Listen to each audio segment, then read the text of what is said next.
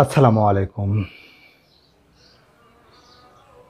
HSC এবং আলিম পরীক্ষার্থীদের জন্য right forms of verbs, correct use of verbs বিষয়ে আলোচনা করছি।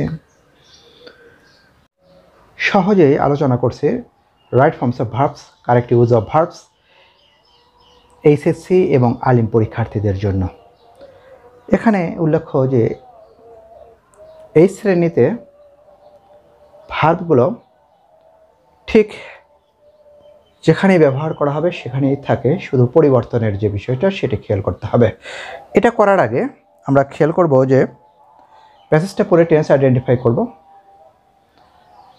সাধারণত প্রেজেন্ট ইনডিফিনিট কিংবা পাস্ট ইনডিফিনিট টেন্সে বেশি থাকে, কখনো কখনো মিশ্রণ দেখা যায়। এবং যে টেন্সটা আইডেন্টিফাই করলাম সেটি হলো আমাদের ফাইনাইট ভার্বের বিষয়। সাবজেক্টের পরে সাবজেক্ট অনুসরণ করে ভার্বটা হবে ফাইনাইট ভার্ব। অ্যাক্টিভ হবে না প্যাসিভ হবে সেটি খেয়াল করতে হবে। সাবজেক্ট যদি ভার্বের কাজ করতে পারে তাহলে অ্যাক্টিভ, না পারলে প্যাসিভ। সেটি আবার নেগেটিভ হবে কি না খেয়াল করতে হবে। ইউজুয়ালি তো অ্যাফার্মেটিভ থাকেই, নট নট নেভারে নেগেটিভ হচ্ছেই, বিশেষ করে নটের উপস্থিতি না থাকলেও যদি সেন্স থাকে যে নেগেটিভ হচ্ছে, করতেই হচ্ছে, তাহলে অ্যাক্টিভ প্যাসিভ যাই হোক সাহায্যের ভার্বের পরে নট বসাতে হবে।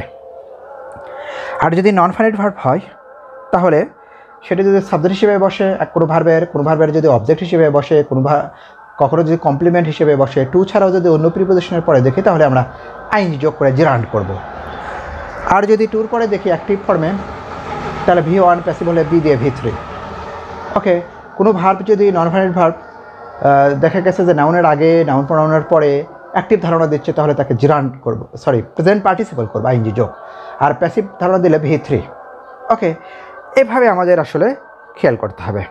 এছাড়া ওই যে কনজাংশন, কানেক্টরস, যেমন আমরা কমপ্লিটিং সেন্টেন্সের ক্ষেত্রে করেছি, সেগুলো আমরা অবশ্যই খেয়াল করব। তাহলে we cannot help rely, help একটি ভার্ব, পরবর্তী ভার্বের সঙ্গে আমরা আইএনজি যোগ করলাম রিলাইং। ওকে, জেরান্ড হলো। কিন্তু অন ইংলিশ, আমরা ইংরেজির ওপর নির্ভর না করে থাকতে পারি না। নাও ইংলিশ ইজ ইউজ, ইংরেজি কিন্তু নিজে ব্যবহার করে না, কারো দ্বারা ব্যবহৃত হয়, তার মানে প্যাসিভ। প্রেজেন্ট ইনডিফিনিট টেন্সে প্যাসিভ মানে হলো অ্যামিজ আর V3, ইজ কিন্তু দেওয়াই আছে। এটা আরও আমরা এক ধাপে এগিয়ে থাকলাম। তো বি ভার্ব যদি থাকে am is are was are, active হলে আইএনজি যোগ, প্যাসিভ হলে V3। তাহলে ইংরেজি যেহেতু নিজে ব্যবহৃত হয় না, এই জন্য passive used. As a common language for global communication, বৈশ্বিক যোগাযোগের জন্য সাধারণ ভাষা হিসেবে ইংরেজি ব্যবহৃত হয়ে থাকে। It recognise as an international language, এটি আন্তর্জাতিক ভাষা হিসেবে স্বীকৃত। রিকগনাইজ মানে স্বীকৃতি দেওয়া, তো ইংরেজি তো আর স্বীকৃতি দেয়নি, এটা কোনো দেশ, কোনো ব্যক্তিবর্গ, কর্তৃপক্ষ দিয়েছে, সুতরাং প্যাসিভ এটার মতোই প্যাসিভ। তো এখানে বি ভার্ব দেওয়া আছে, এখানে ব্যবহার করতে হবে ইজ রিকগনাইজড, ইজ রিকগনাইজড। তাহলে আমরা এটা প্যাসিভ অর্থে জানলাম যে ইজ রিকগনাইজড। এই অ্যাক্টিভ প্যাসিভ কিন্তু আমাদের আইডেন্টিফাই করতে হবে। ওকে, এরপরে আমরা আসি English is important for, to ছাড়া অন্য প্রিপোজিশনের পরে আমরা জেরান্ড করব। ওকে, মেইনটেইনিং সহজেই বোঝানোর জন্য উত্তরগুলো আমি করে দিয়ে রেখেছি, তাতে সময় কম লাগবে, বুঝতে সহজ হবে। Communication with our development partners, আমাদের উন্নয়ন অংশীজনের সঙ্গে যোগাযোগ বজায় রাখার জন্য ইংরেজি গুরুত্বপূর্ণ। কারণ এখানে দেখলাম যে আসলে ফাইনাইট ভার্ব হলো ইজ, আর ফরে প্রিপোজিশন, এরপরে gerund. Okay, a good command of English as well as regular practices, এখানে দুটো নাউন ফ্রেজ যুক্ত, a good command of English আর হলো রেগুলার প্র্যাকটিসেস। তাহলে ভার্ব কী হবে, সিঙ্গুলার না প্লুরাল? এখানে খেয়াল করবো যে as well as, with, together with, accompanied by, in addition to যুক্ত থাকলে তার পূর্বের নাউন প্রোনাউন নাউন ফ্রেজ অনুযায়ী, এটা যেহেতু সিঙ্গুলার ইজ। এখানে যদি অর নট থাকতো তাহলে পরেরটা অনুযায়ী হতো, প্র্যাকটিসেস আর হতো। আবার অ্যান্ড থাকলে দুটো মিলে প্লুরাল হতো। ওকে, আর হতো। 80% information of all the computers in English is in English, এখানে তথ্য কিন্তু কম্পিউটার্স সাবজেক্ট না, সাবজেক্ট হলো তথ্যটা। Information uncountable noun, singular number, এই জন্য ইজ। অর্থাৎ প্রিপোজিশনের আগের দিকে আমাদের খেয়াল করতে হবে।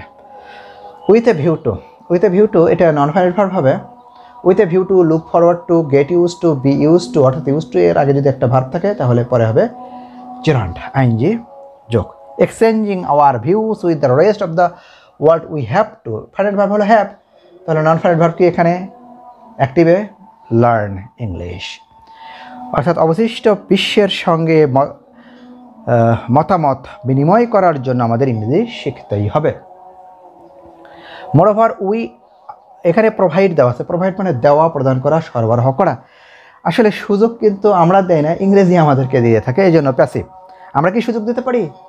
না, ইংরেজি দিয়ে থাকে। আমরা দিতে পারি না, অ্যাক্টিভ। আমরা দিই কি? আমরা দিলে অ্যাক্টিভ, না পারলে প্যাসিভ। এই জন্য প্যাসিভ আর provided with the scope of, অফের পরে জেনারেল কিন্তু টু ছাড়া যে কোনো প্রিপোজিশনের পরে। Enjoying the best books through English, ইংরেজির মাধ্যমে ভালো ভালো বই উপভোগ করার ভালো সুযোগ আমরা পেয়ে থাকি ইংরেজির মাধ্যমে। ওকে, এখানে এনজয় থাকুক আর এনজয়িং থাকুক, যে ফর্মে থাকুক আমাদের বিধান অনুযায়ী যা হবে, যেমন অবের পরে জেরান্ট। ওকে, ইংলিশ যেহেতু সিঙ্গুলার নাম্বার প্রেজেন্ট টেন্সের, ইংরেজি এখন সেই ইংরেজ ভাষাভাষীদের জন্য নয়, ভাষা শুধু নয়, এটা ইংলিশ সিঙ্গুলার নাম্বার ইজ হচ্ছে। Now it dash to the world's people, এর মানে এখন সারা পৃথিবীর জনগণ। বিলং হলো ইনট্রানজিটিভ ভার্ব, ইনট্রানজিটিভ ভার্ব যেখানেই থাকুক এটা কখনো প্যাসিভ হয় না, যে টেন্সের আলোচনা সেই টেন্স হবে। বিলংস, ইট হলো singular number, belongs to the world's people. It is high time, এই যে it is time, it is high time, lest, so, that, so that, if, as though, since, এই অনেক আছে, নো সোনার, হ্যাড, অর্থাৎ কনজাংশনসের যে বিধানগুলো, completing সেন্টেন্সের যে বিধানগুলো সেটা মেনে চলতে হবে। ইট ইজ টাইম থাকলে পাস্ট ইনডিফিনিট টেন্স, যেহেতু সাবজেক্ট আছে V2 হবে। Paid more attention to English, ইংরেজির প্রতি অধিক গুরুত্ব দেওয়ার সময় এখনই, সময় পেরিয়ে যাচ্ছে, সুতরাং অবহেলা করার কোনো স্কোপ নেই। আদারওয়াইজ উই ল্যাগ বাহিন্ড, আদারওয়াইজ থাকলে আমরা সাধারণত একটা ফলাফল টানি যে ভবিষ্যতে এটা হওয়ার সম্ভাবনা আছে, সেক্ষেত্রে ফিউচার করাটাই ভালো। We lag, shall lag, May can দিয়েও করতে পারি, তাতে কোনো সমস্যা নেই। তো এখানে ল্যাগটা হলো ইন্ট্রানজিটিভ ভার্ব, এটা কখনো প্যাসিভ হয় না, এই জন্য এটাকে অ্যাক্টিভ করতে হবে। উইল ল্যাগ বাহিন্ড, প্যাসেজ পড়ব, টেন্স আইডেন্টিফাই করব। সাধারণত প্রেজেন্ট ইনডিফিনিট এবং পাস্ট ইনডিফিনিট কোনো একটা বেশি থাকে, কোনো একটার ওপরই থাকে, তো অন্যগুলোর মিশ্রণ থাকতে পারে। সাবজেক্ট অনুসরণ করে ভার্বটা ফাইনাইট ভার্ব, টেন্স হবে এবং সেটা অ্যাক্টিভ প্যাসিভ হবে, সেটা খেয়াল করতে হবে। সাবজেক্ট যদি ভার্বের কাজ করতে পারে অ্যাক্টিভ, না পারলে প্যাসিভ। নেগেটিভ হবে কিনা সেটা খেয়াল করতে হবে, নট না থাকলেও যে নেগেটিভ হবে এটা অর্থ বলে দেবে। নন ফাইনাইট ভার্ব যখন সাবজেক্ট অবজেক্ট কমপ্লিমেন্ট হবে জেরান্ট করব, টু ছাড়া অন্য প্রিপোজিশনের পরে জেরান্ট করব, অর্থাৎ আইএনজি যোগ। টুর পরে অ্যাক্টিভে V1, প্যাসিভে বি দিয়ে V3, নাউনের আগে নাউন প্রোনাউনের পরে যদি নন ফাইনাইট ভার্ব থাকে অ্যাক্টিভে আইএনজি যোগ অর্থাৎ প্রেজেন্ট পার্টিসিপল, আর প্যাসিভে V3 অর্থাৎ পাস্ট পার্টিসিপল, হ্যাভিংয়ের পরে পাস্ট পার্টিসিপল এরকম। আবার মেক, লেট, হিয়ার, ওয়াচ এরপরে অ্যাক্টিভ ফর্মে কিন্তু পরের নন ফাইনাইট ভার্বটা হবে V1, আর প্যাসিভে ক্ষেত্রে টু দিয়ে V1 হয়, তবে লেটের ক্ষেত্রে সকল ক্ষেত্রে কিন্তু V1 ব্যবহার করতে হয়। ওকে, কাউকে দিয়ে কোনো কাজ করিয়ে নেওয়া পজিটিভ ভার্বের কাজ করে, গেট, হ্যাভ এরপরের ভার্বটা যে কাজটা করে নেওয়া, এরপরে যদি কাজের পরে সেই ভার্বটা থাকে তাহলে আমরা V3 করি। ওকে, এছাড়া কনজাংশনসের নিয়ম, কানেক্টরসের নিয়মগুলো অনুসরণ করব। Thank you.